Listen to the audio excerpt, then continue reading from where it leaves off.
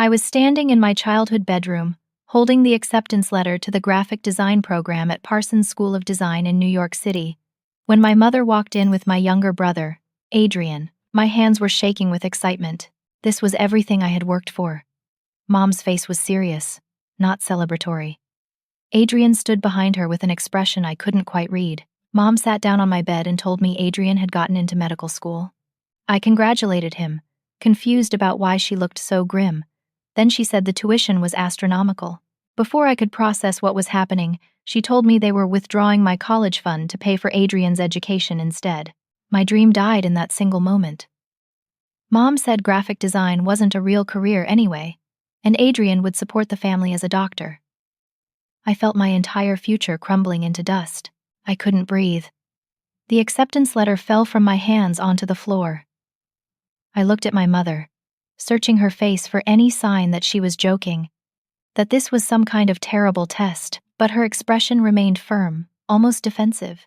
I found my voice and protested, reminding her that this college fund was set up by my late grandmother, specifically for my education. Grandma had passed away 3 years earlier, and one of the last things she did was ensure I would have the money to pursue my dreams. She had been an artist herself, a painter who never got the chance to make it her career because her own family pushed her into secretarial work.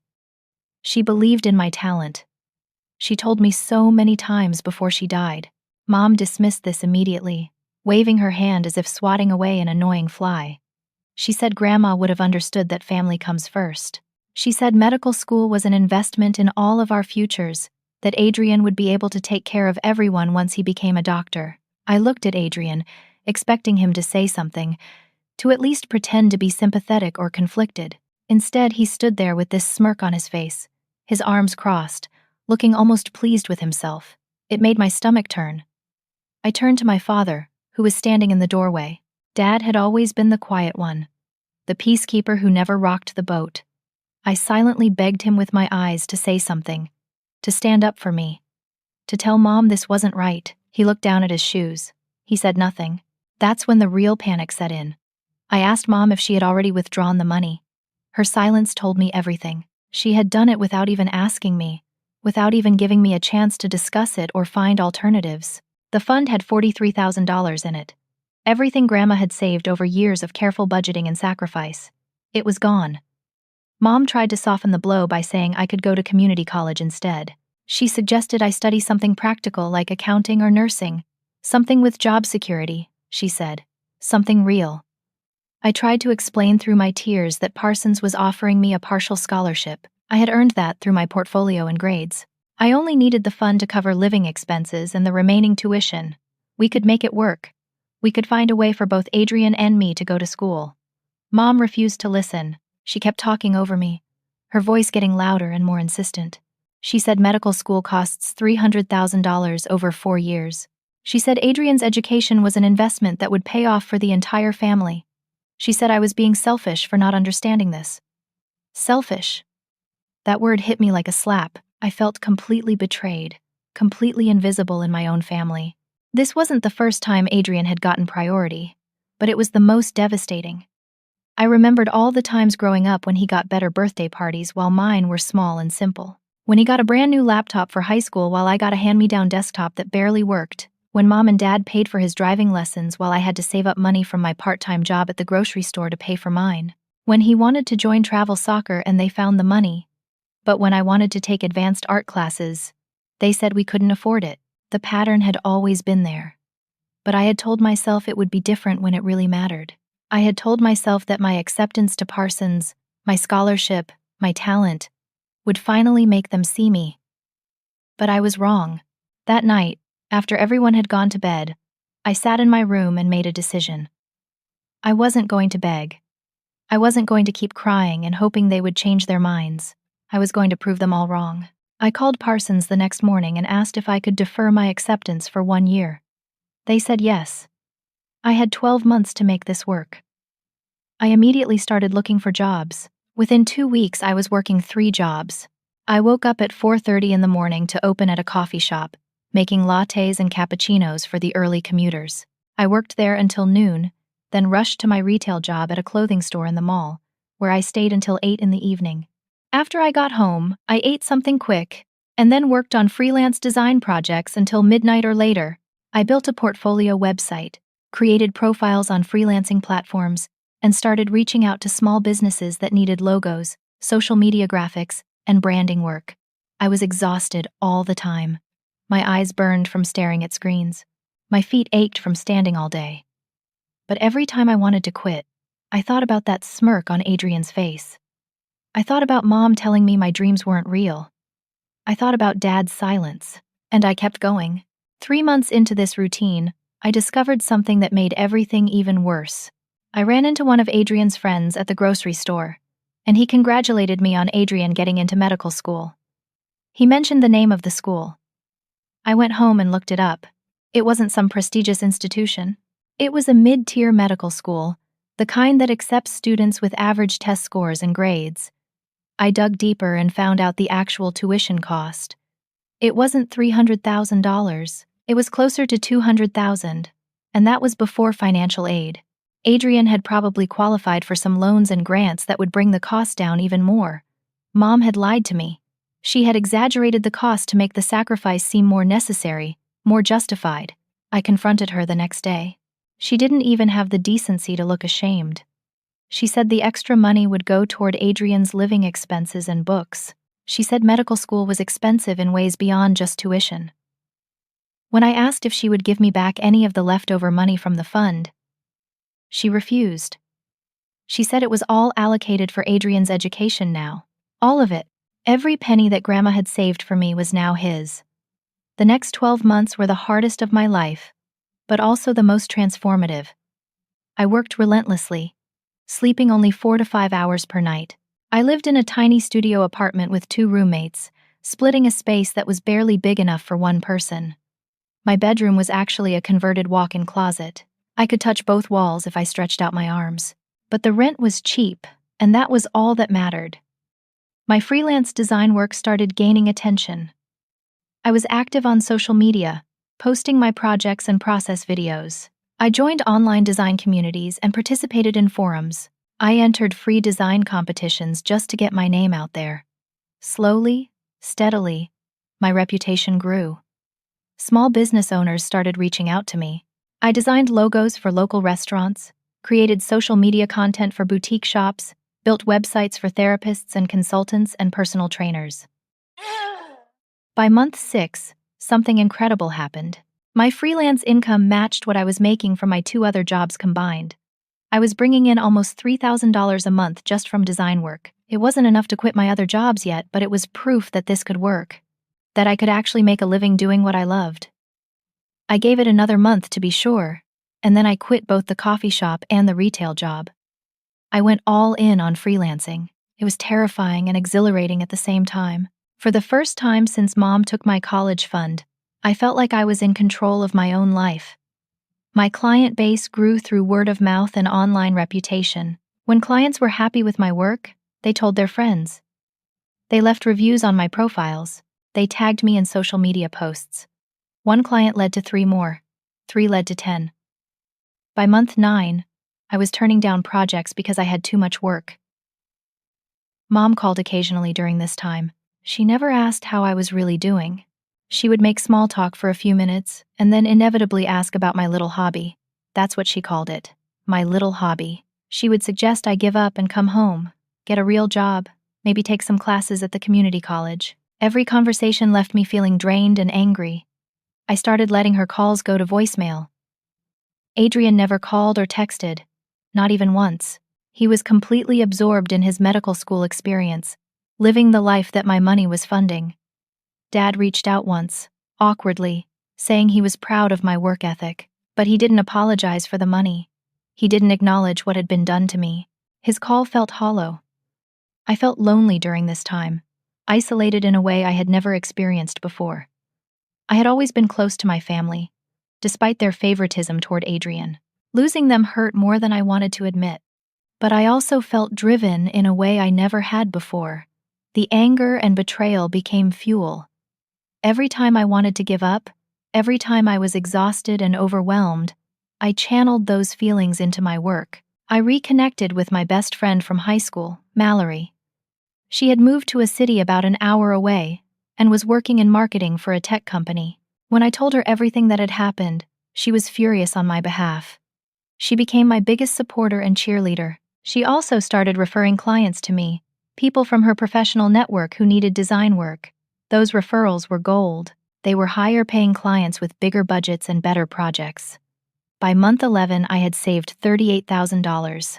I lived as frugally as possible, spending money only on rent, basic food, and essential supplies. Everything else went into savings. I also built a portfolio that was strong enough to reapply to Parsons with confidence. I had real client work now, not just student projects. I had testimonials and case studies. I had proof that I could succeed in this field. I started documenting my journey on social media more intentionally. I posted about the struggles and victories of freelancing. I shared design tips and behind-the-scenes looks at my process. My following was small, maybe 1,500 people, but they were engaged.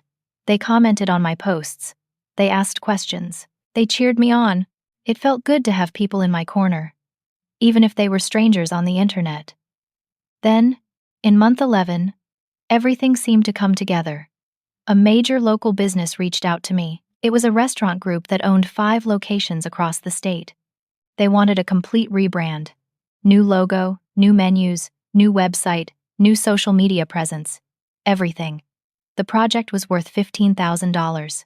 It was more than I had ever been paid for a single project. It was validation that I was a real professional, not just someone doing a little hobby. I worked on that project for 3 weeks straight. I poured everything I had into it. I researched their competitors, studied their customer base, developed a brand strategy that would set them apart. I created dozens of logo concepts, refined the best ones, and presented them with a full branding guide. The designs were some of my best work. I was so proud of them. I sent the final files to the client and waited for payment. Our contract said payment was due within 7 days of delivery. 7 days passed. Then 10. Then 14. I sent follow-up emails. I called and left voicemails. Nothing. The client had completely ghosted me. I was devastated. $15,000 represented months of security. It was the difference between making my Parsons goal and falling short. I tried everything to get in contact with them. I even drove to one of their restaurant locations and asked to speak to the owner.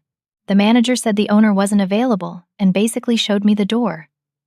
3 weeks after delivering the work, I finally got a response. But it wasn't what I expected. It was an email from the owner saying they had decided to go in a different direction and wouldn't be needing my services after all. They weren't going to pay me. When I reminded them that I had already delivered the completed work per our contract, they stopped responding again. I was furious and heartbroken. I consulted with a lawyer friend of Mallory's, who looked at my contract and said I had a case for small claims court, but he also said it would take months and there was no guarantee I would collect even if I won a judgment. The emotional and financial cost of pursuing it might not be worth it. I felt defeated in a way I hadn't felt since the day Mom took my college fund. I had worked so hard, and someone had just stolen from me. Then Mallory did some digging. She had connections in the local business community, and she asked around about the restaurant group. What she found out made my blood run cold. The owner of the restaurant group was friends with my mother. They went to the same church. They were in the same social circles. Mallory found out through a mutual acquaintance that Mom had asked him to hire me and then not pay me. She wanted to teach me a lesson about the real world. She wanted to prove that I couldn't make it as a freelance designer. She had deliberately sabotaged me. I couldn't believe it at first. My own mother had orchestrated my failure. She had watched me work myself to exhaustion for 3 weeks, knowing the entire time that I wouldn't get paid, knowing that it would set me back financially and emotionally. What kind of parent does that to their child? I called her immediately. My hands were shaking as I held the phone. When she answered, I didn't even say hello. I asked her directly if she had told the restaurant owner to stiff me on payment. There was a long pause.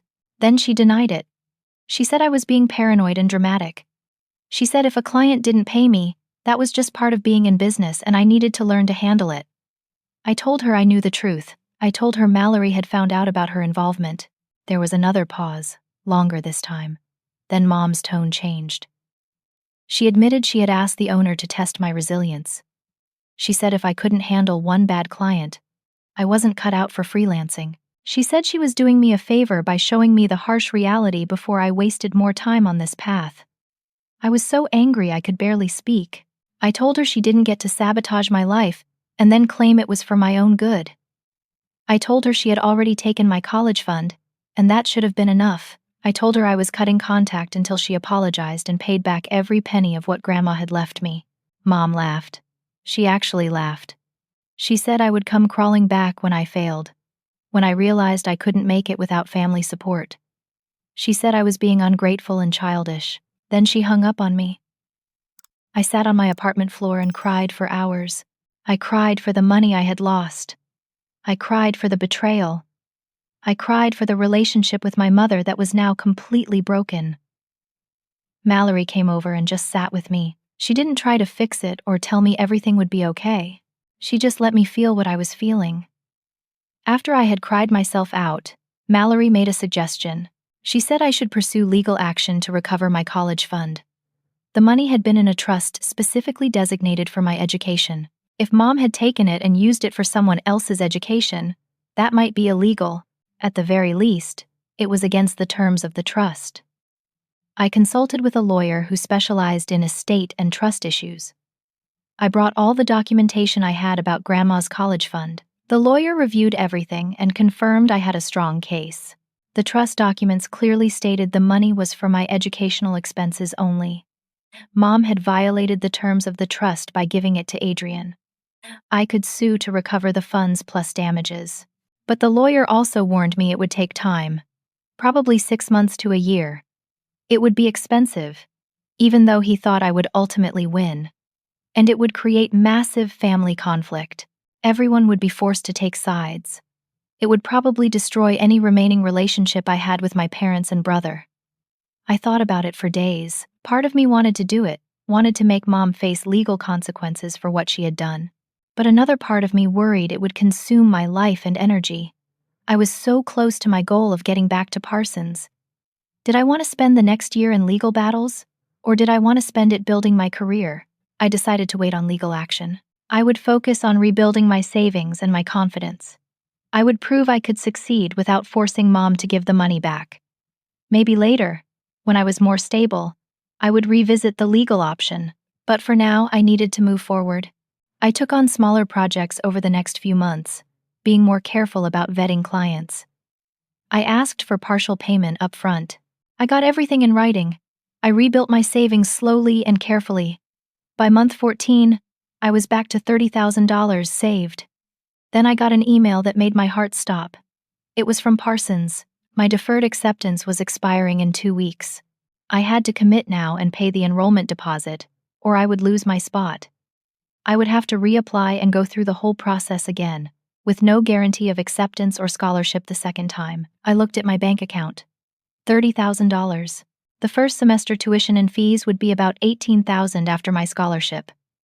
That left $12,000 for living expenses, books, supplies, and emergencies. It wasn't enough for the full year, but it might be enough to get started. I could keep freelancing while in school. I could make it work. I made the decision in that moment. I accepted my spot at Parsons and paid the enrollment deposit. I signed up for classes and housing.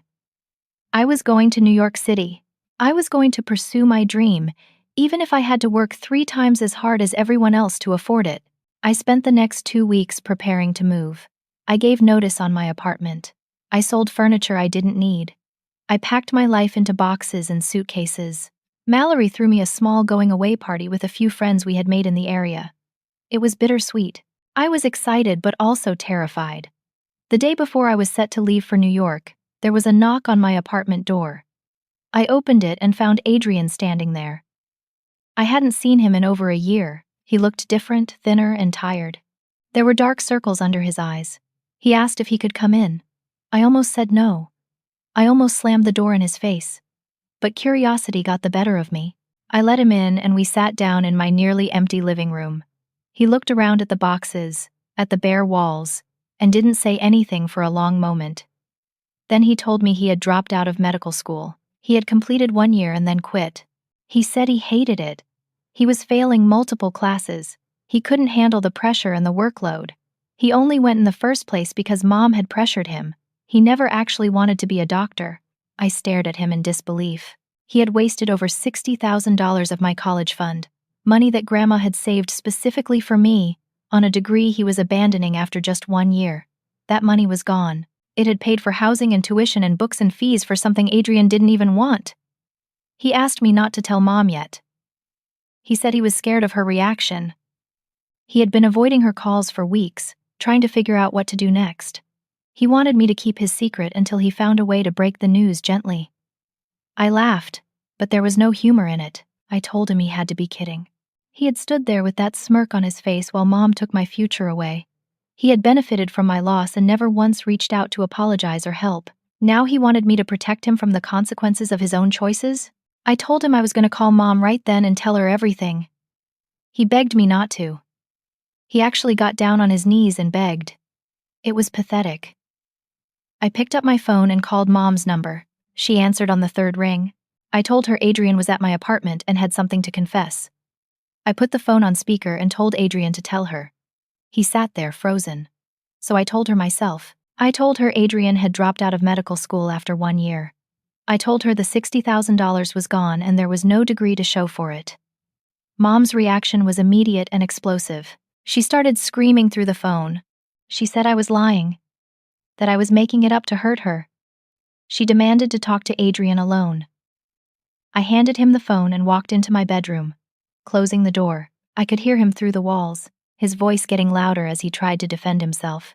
The conversation went on for 20 minutes. When he finally hung up, he came to my bedroom door and knocked softly. I opened it. He looked like he had been crying. He told me Mom was in complete denial. She refused to believe him at first. Then when he convinced her it was true, she had a breakdown. She was sobbing and yelling at the same time. She blamed him for wasting the money. She blamed me for being selfish and not supporting Adrian enough. She blamed Dad for not being involved. She blamed everyone but herself. Adrian left my apartment without another word. I didn't try to stop him. I finished packing and tried to process what had just happened. The money was gone. Adrian had failed. And somehow, Mom still found a way to make it my fault. The next morning, I loaded everything into my car and started the drive to New York City. I didn't call my parents to say goodbye. I didn't tell them my new address. I blocked Mom's number after she left me, 3 voicemails calling me selfish and cruel for exposing Adrian. I was done. New York City was overwhelming at first. The noise, the crowds, the pace of life. Everything was so different from what I was used to. My dorm room was even smaller than my apartment had been. But it was mine. I unpacked my things and tried to settle in before classes started. 2 days after I arrived, I got a call from Dad. I had forgotten to block his number. He was crying, which I had never heard before. He said Mom was having a complete breakdown over Adrian dropping out. She was depressed, wasn't eating, barely getting out of bed. He said Adrian had confessed everything, not just about dropping out, but about how much money had been spent. I told Dad I was sorry Mom was struggling, but this wasn't my problem to fix. I said she made her choices, and now she had to live with the consequences. Dad said he understood, but he asked if I could at least talk to her, maybe help her see that things would be okay. I told him no. I told him Mom needed to apologize to me first. And even then, I wasn't sure I could forgive her. Dad said he understood, and hung up. Classes at Parsons started the following week, and from day 1, I knew I had made the right choice. The professors were incredible. My classmates were talented and driven. The projects were challenging and exciting. For the first time in over a year, I felt like I was where I was supposed to be. My year of real-world freelance experience made me stand out immediately. While other students were learning basic client communication and project management, I already knew how to handle difficult clients, manage deadlines, and deliver professional work. Professors noticed and started giving me leadership roles in group projects. I met a student named Jordan in my second week. We were paired together for a branding project, and we clicked immediately. Jordan came from a wealthy family in Connecticut. Everything had been handed to Jordan on a silver platter. but there was no arrogance about it. Jordan respected my hustle and independence. We became study partners, and then genuine friends. I continued taking freelance clients to pay my rent and expenses. I was careful not to take on too much, just enough to cover my costs. I worked late into the night, balancing schoolwork and paid projects. It was exhausting, but it was worth it. I wasn't going into debt. I wasn't asking my family for money. I was doing this on my own. I also kept documenting my journey on social media. I posted about student life at Parsons, shared my projects, gave design tips and advice to aspiring creatives. My following started to grow more quickly. I went from 1,500 followers to 5,000 in my first semester. Brands started reaching out for collaborations. Nothing huge, but small partnerships that paid a few $100s here and there. It helped. By the end of first semester, I was making enough from freelancing and social media collaborations to cover all my expenses with a little left over. I no longer had to worry about money running out. The constant financial anxiety that had haunted me for over a year finally eased. Dad called again during winter break. This time, he actually apologized. He said he should have stood up for me when Mom took the college fund. He said he was ashamed of his silence and his cowardice. He said he was proud of what I had accomplished on my own. The apology felt genuine, and I appreciated it. But I told him the trust was broken. I told him it would take time for me to feel close to him again, if that was even possible. He said he understood and would respect my boundaries. Adrian texted me during the same break, asking if I could lend him money. He said he was struggling to find work without a degree and his rent was due. I read the message and didn't respond. I blocked his number too. Second semester started with new energy. I won a student design competition with a cash prize of $5,000. The project was to rebrand a local nonprofit organization, and my concept focused on accessibility and community engagement. The judges said my work showed a level of professional polish beyond what they typically saw from students. I used the prize money to pay ahead on my rent and build up my emergency fund. Then something happened that felt like destiny. A design agency in Manhattan called me. They had seen my competition-winning work featured on Parsons' website. They wanted to know if I would be interested in an internship. The agency was prestigious, working with Fortune 500 companies and major brands. An internship there could open doors I hadn't even dared to imagine. I went in for an interview, expecting it to be one of many candidates. Instead, they offered me the position on the spot. The creative director said my portfolio and experience were exactly what they were looking for. The internship was paid, which was almost unheard of in the design industry. It wasn't a lot, maybe $15 an hour, but it was something, and the experience would be invaluable. I started the internship 2 weeks later, working 20 hours a week around my class schedule. The first day, I arrived early and nervous. The office was beautiful. All glass and open spaces with Apple computers and design books lining the shelves.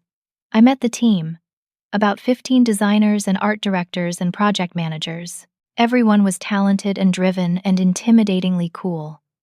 The creative director gave me a tour and then brought me into a conference room. She said they were starting a major project with a new client and she wanted to put me on the team.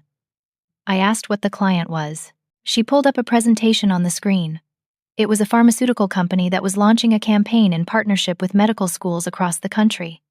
The goal was to promote accessible healthcare education. Then she showed me which medical school was the primary partner. It was Adrian's former school, the school that had taken my college fund. I would be working directly with representatives from that institution. The irony was almost too much to process. I didn't tell the creative director about my personal connection to the school. I just nodded and said I was excited for the project. Inside, I was reeling. But I also saw it as an opportunity. I would show them what real success looked like. I would prove my worth in their world. Using skills they never believed I could develop, I threw myself into the pharmaceutical campaign project with everything I had. The premise was promoting affordable medical education and supporting students from underrepresented backgrounds. The irony wasn't lost on me.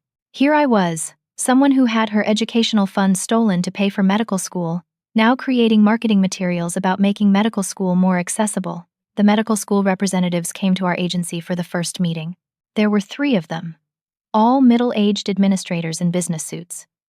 They were polite but condescending, especially when they found out I was still a student. They directed most of their questions and comments to the senior designers, barely acknowledging me. I spent 2 weeks developing concepts for the campaign. I researched their target audience, analyzed their competitors, and created a comprehensive brand strategy. I designed mock-ups for social media, print materials, and digital advertising. I built a presentation that walked through my entire creative process and strategic thinking. When it was time to present, I was nervous but prepared.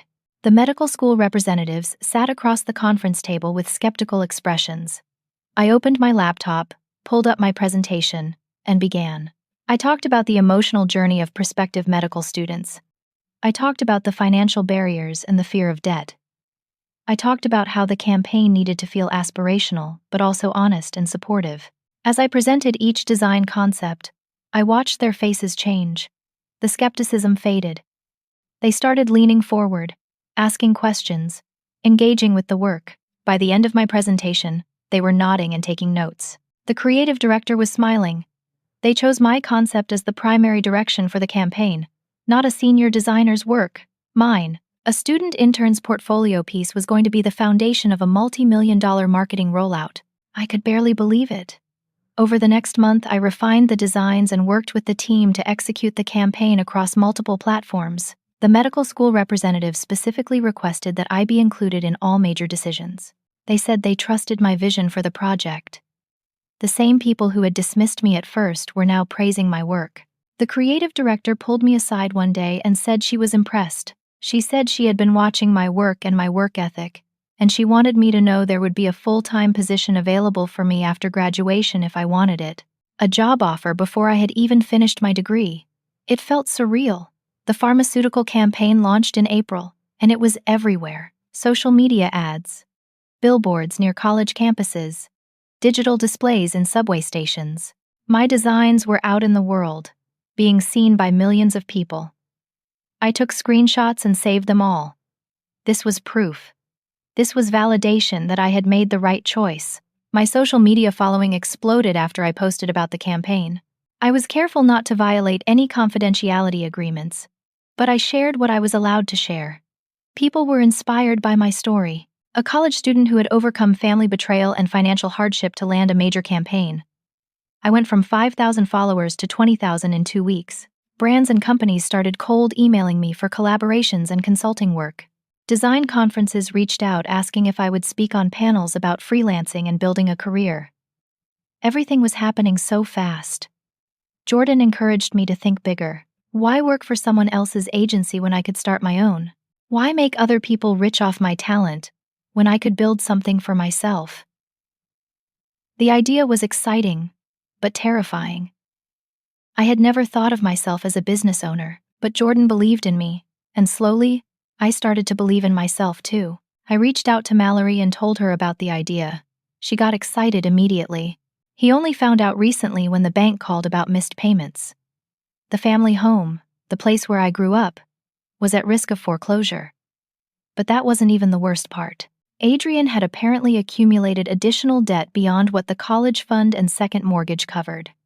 He had taken out private student loans without telling anyone. Between the second mortgage, Adrian's loans, and the general debt Mom had racked up trying to maintain appearances, the family was drowning financially. They were going to lose the house within 6 months if they couldn't figure something out. Dad wasn't calling to ask me for money. He said he just wanted me to know, in case I heard it from someone else. He said he was working extra shifts and trying to refinance, but it wasn't looking good. He sounded defeated in a way that broke my heart despite everything that had happened. I told Dad I needed time to think. I hung up and sat in my dorm room, trying to process this information. Mom had not only stolen my college fund, but she had also gambled the entire family's financial security on Adrian's failed medical career. She had committed fraud by forging Dad's signature. And now they were all paying the price. Part of me felt vindicated. They had made their choices, and this was the consequence. But another part of me, the part that still remembered Sunday dinners and family vacations and Dad teaching me to ride a bike, felt sad. These were still my parents. This was still my family, broken as it was. I talked to Mallory and Jordan about it. Mallory said I owed them nothing after what they had done to me. She said I should let them figure it out on their own. Jordan, coming from a wealthy family where money problems weren't real, admitted he couldn't fully understand the situation. But he said family was complicated, and only I could decide what felt right. I thought about it for days. I thought about what Grandma would want. She had set up that college fund to help me, yes. But she had also been a woman who believed in family and forgiveness. She had faced her own hardships and discrimination, and she had responded with grace. Graduation came in May. I walked across that stage and received my degree from Parsons School of Design. I had a 4.0 grade point average. I had a job offer from a prestigious agency. I had a plan to start my own business. I had 25,000 followers on social media. I had proven everyone wrong. My family didn't attend graduation. I hadn't invited them. Mallory and Jordan were there, cheering loudly when my name was called. That was enough. The day after graduation, Mallory and I officially launched our design studio. We called it Evergreen Creative. Our first major client was a tech startup willing to pay $35,000 for a complete brand identity. Logo, website, marketing materials, everything. We had been courting them for months, and they signed the contract the week we opened for business. The business took off faster than we ever expected. Within 3 months, we had 12 clients on retainer and needed to hire additional designers to keep up with demand. We rented a small office space in Brooklyn. Nothing fancy, but it was ours. We were making real money, more than I ever imagined possible. I was featured in a design magazine as a rising star under 30. The article told my story, the betrayal and the comeback. It talked about how I had built a successful career from nothing. The article was picked up and shared across social media. Suddenly, people everywhere knew my name. Mom somehow saw the article. She called me from a number I didn't have blocked. I almost didn't answer, but curiosity got the better of me. When I picked up, she was crying. She said she was sorry. She said she had made terrible mistakes. She said she had been in therapy for 6 months, working through her own issues around gender and worth and family dynamics. She talked for 20 minutes straight, barely pausing for breath. She admitted she had favored Adrian unfairly. She admitted she had been wrong to take my college fund. She admitted she had sabotaged me with the restaurant client. She admitted everything. Then she asked if I could help with the mortgage. She said they were 3 months behind on payments. The bank had started foreclosure proceedings. They would lose the house by the end of the year if they couldn't catch up. She promised she would pay me back every penny. She said she knew she didn't deserve my help, but she was desperate. I told her I needed time to think about it. She started crying harder, begging me not to let them lose the house. I told her I would call her back in a week and hung up. That conversation haunted me. I wanted to help, but I also wanted them to face consequences. I wanted them to understand the gravity of what they had done to me, but making them homeless didn't feel like justice. It felt like cruelty. I called the lawyer I had consulted before about the trust fund. I told him everything that had happened and asked what my options were. He said I still had a strong case to sue for recovery of the funds. He also said that given Mom's financial situation, even if I won, I might never collect. They had no assets left. I thought about what I really wanted. Did I want revenge? Did I want them to suffer? Or did I want something else entirely? I realized I wanted acknowledgement. I wanted them to truly understand what they had done, and to change. I wanted to know that if they had another chance, they would make different choices. I took 3 days to make my decision. I looked at my business bank account. Evergreen Creative had made over $200,000 in revenue in just 3 months. After expenses and paying Mallory and our 2 new employees, I was personally taking home about $12,000 per month. More money than I knew what to do with. I could help my family without hurting myself financially. But I wanted to do it on my terms, in a way that would actually create change instead of just enabling the same patterns. I called Dad first. I told him I knew about the mortgage situation and I wanted to help, but I had conditions. He listened quietly as I laid them out. The whole family had to attend family therapy together, at least once per week for 6 months. Mom had to write me a formal letter of apology, acknowledging specifically what she had done wrong and how it affected me. Adrian had to get a real job and contribute to household expenses. No more freeloading. Dad had to learn to advocate for himself and others, instead of staying silent when things were wrong. And everyone had to recognize my success and stop diminishing my career. Dad agreed immediately. He said the conditions were more than fair. He said he would talk to Mom and Adrian and make sure they understood this was non-negotiable. 2 days later, I got a call from Adrian.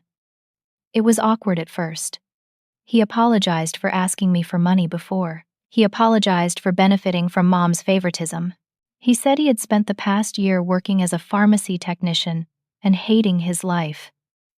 He realized he had no idea who he was or what he wanted because he had spent his whole life trying to please Mom. Then Mom got on the phone. She had been listening on speaker. Her voice was small and broken. She apologized again, more specifically this time. She said she had been raised to believe sons were more important than daughters, that men needed more support to succeed. Her own mother, my grandmother, had faced that same discrimination. That's why Grandma had set up the college fund specifically for me. She was trying to break the cycle, and Mom had perpetuated it instead.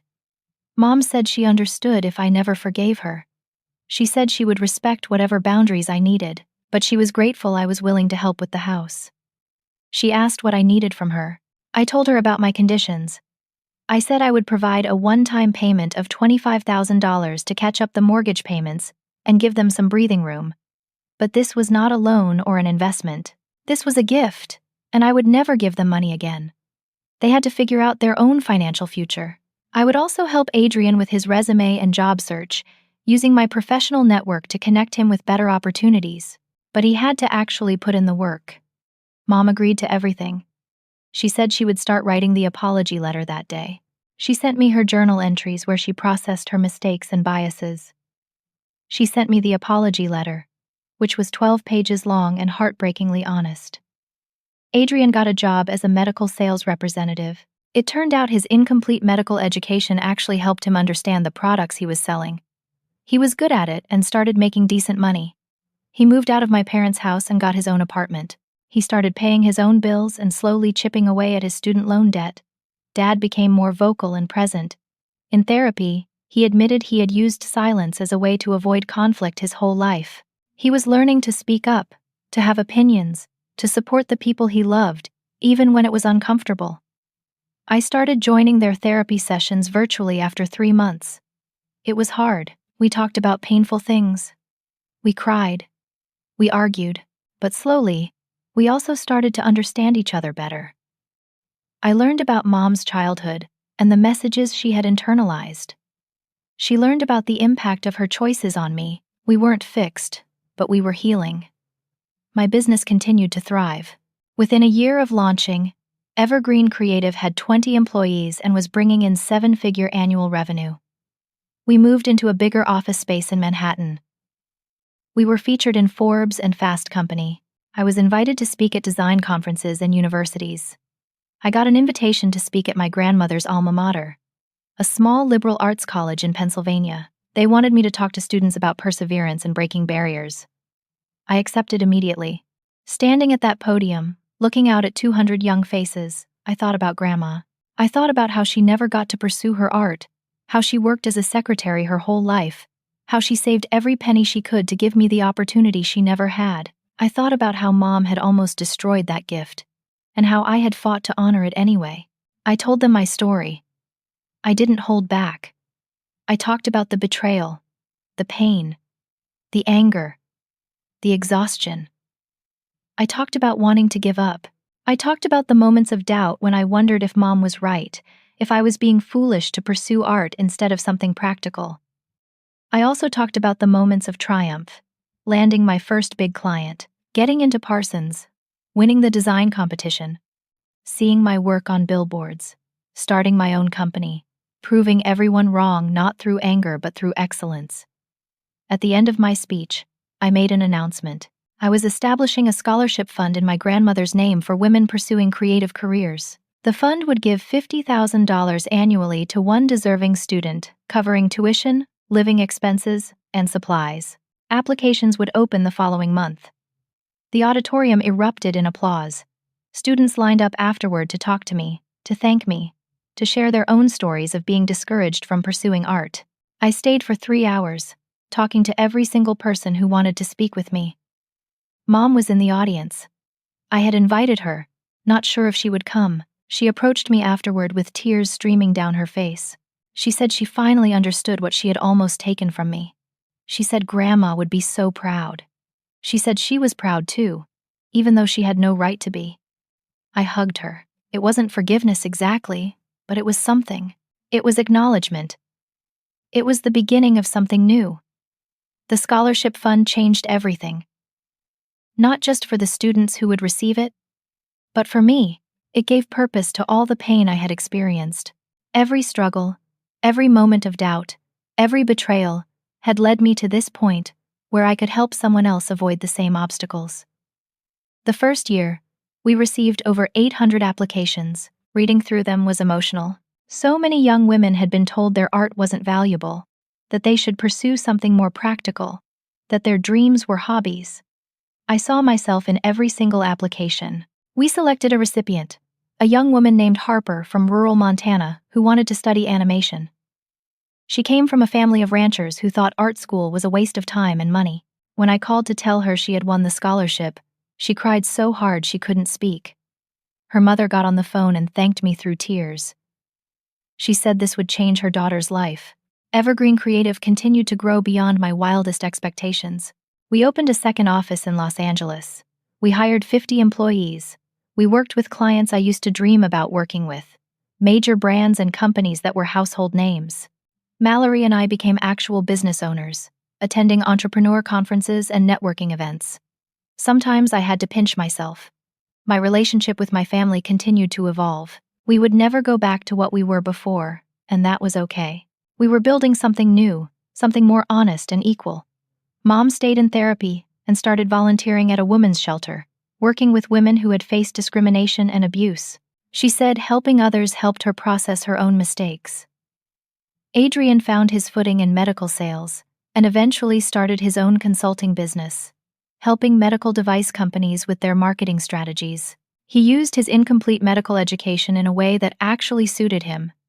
He apologized to me multiple times over the years, and each apology felt more genuine than the last. We would never be super close, but we were cordial. That was enough. Dad retired from his job and started doing volunteer work at Habitat for Humanity, building homes for families in need. He said he spent his whole life being silent and passive, and now he wanted to spend his remaining years actively helping people. I was proud of him. 3 years after graduating from Parsons, I was invited back as a guest lecturer. I taught a class on freelancing and entrepreneurship to seniors who were about to graduate. Standing in that classroom, looking at students who reminded me so much of myself, I realized something important. Success isn't just about proving people wrong. It isn't just about making money or building a business or getting featured in magazines. Success is about becoming the person you're meant to be despite every obstacle in your way. It's about taking the pain and betrayal and anger and transforming them into something meaningful. I thought about that day in my childhood bedroom when Mom told me she was taking my college fund. That moment could have destroyed me. It almost did. But instead, it became the catalyst for everything good in my life. It forced me to develop skills and resilience I never would have needed otherwise. It pushed me to prove myself in ways I never would have attempted if everything had been easy. I don't thank my family for what they did. The betrayal was real and the pain was valid. But I acknowledge that it shaped me. I acknowledge that I might not be where I am today if everything had gone according to plan. The most surprising development came 4 years after I graduated. Mom called me on a random Tuesday afternoon. She sounded nervous and excited at the same time. She said she had something to show me and asked if she could video call instead. I agreed. When the video connected, I saw Mom sitting in what looked like an art studio. There were canvases on easels, paint supplies on tables, natural light streaming through large windows. She panned the camera around to show me the space. Then she told me she had enrolled in art classes at the community college. She was learning to paint, something she had given up when she was young because her own family told her it wasn't practical. She showed me her work. It was beginner level.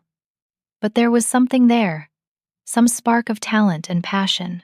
She looked happier than I had seen her in years. She said she finally understood what I had felt all along, that creative work fed her soul in a way nothing else did. She apologized again for not understanding that when it mattered. I looked at my mother through the screen, paint smudges on her hands, genuine joy on her face, and felt something shift. Forgiveness isn't a single moment. It's a process, a series of small choices to let go of anger and resentment. This was one of those moments. I told her I was proud of her for pursuing something that made her happy. I told her it was never too late to become who you're meant to be.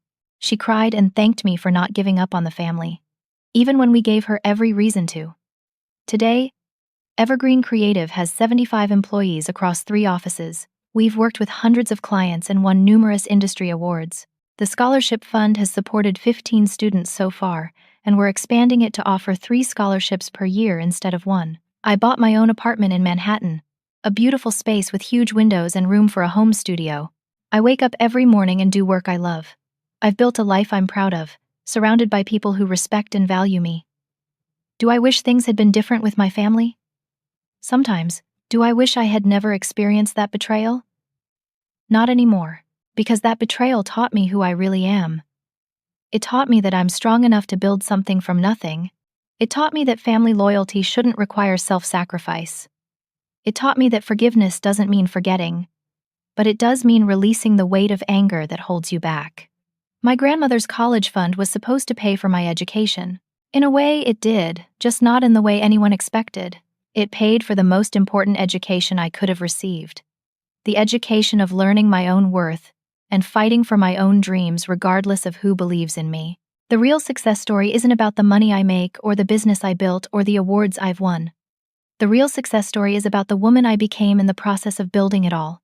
The woman who knows her value, the woman who sets boundaries, the woman who chooses generosity without sacrificing herself. The woman who proves that you can overcome betrayal and still come out the other side with your heart intact. That's the success story that matters. That's the one I'm proud of. And that's the one I hope inspires someone else who's facing their own moment of betrayal, wondering if they'll survive it. You will. You'll do more than survive. You'll thrive. You'll build something beautiful from the broken pieces. You'll prove everyone wrong, including yourself. And one day, you'll look back and realize the obstacles weren't meant to stop you. They were meant to redirect you towards something better than you ever imagined possible. So here's my question for you. Have you ever had someone close to you doubt your dreams or try to hold you back? How did you handle it? And what did it teach you? I'd love to hear your stories in the comments below. And if this story resonated with you, please hit that like button and subscribe to hear more stories about overcoming adversity and building the life you deserve. Share this with someone who needs to hear that their dreams are worth fighting for, no matter who tells them otherwise. Thank you so much for listening to my story. I hope it reminds you that you're stronger than you think, and your dreams are valid no matter what anyone else says. Keep fighting for yourself. You're worth it.